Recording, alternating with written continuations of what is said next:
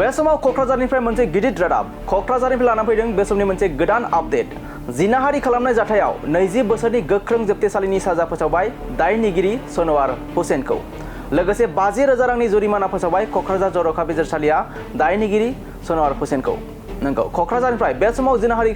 जाथायनि सायाव मोनसे गिदिर रादाब 20 बोसोरनि गोख्रों जोबथेसालिनि साजा लांसुनिया सनवार हुसेनखौ क'क्राझार जर'खा बिजिरसालिया केसनि सायाव फोरमायनाय बायदिब्ला सासे 17 बोसोरनि हिन्जावसाखौ जुलि लानायनि खोथा होना बुरखायदोंमोन आरो जिनाहारि खालामदोंमोन दायनिगिरि सनवार हुसेना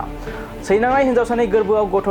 थानायनि उनाव जाथाया सोराङाव फैयो नाथाय खौरांखौ मोननाय लोगो लोगोनो खारखोमानो नाजायो दायनिगिरि लांसुनिया सनवार हुसेना नाथाय जायगानि सुबुंफोरनि नाजानायाव हमनो हायै दायनिगिरि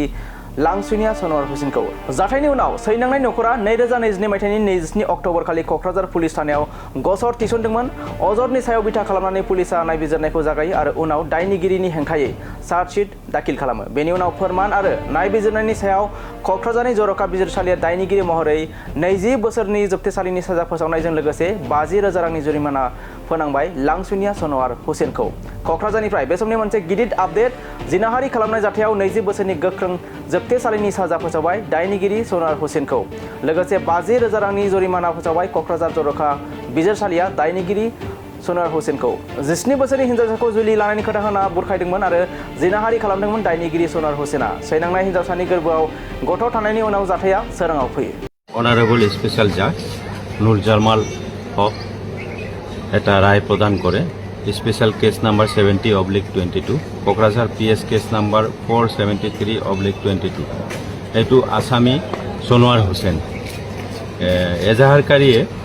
27/10/2022 তারিখে এটা এজাহার দিয়ে কোকরাঝার থানাত আৰু অভিযোগ কৰে যে তেওঁৰ ভাতিজী ছোৱালী 17 বছৰ বয়সৰ আসামীয়ে বিয়াৰ প্ৰলোভন দেখুৱাই দীৰ্ঘদিনৰ পৰাই ধৰ্ষণ কৰি আহিছে আৰু যাৰ ফলত সেই সময়ত 5 মাহৰ গৰ্ভৱতী হৈছিল আজি আদালতে সকলো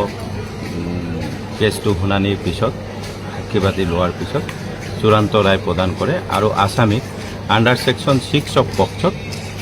20 বছৰৰ সশ্ৰম কাৰাদণ্ড লগতে ফাইন 50,000 টকা আৰু ফাইন অনাদায়ে 6 মাহৰ কাৰাদণ্ড বিহে ঘটনাটো 27/10/2022 তাৰিখত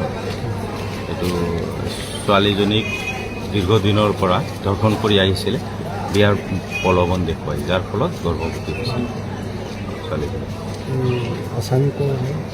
আসামীজনৰ এড্ৰেছটো এইটো আপোনাৰ কোকৰাঝাৰ থানা এৰিয়াৰে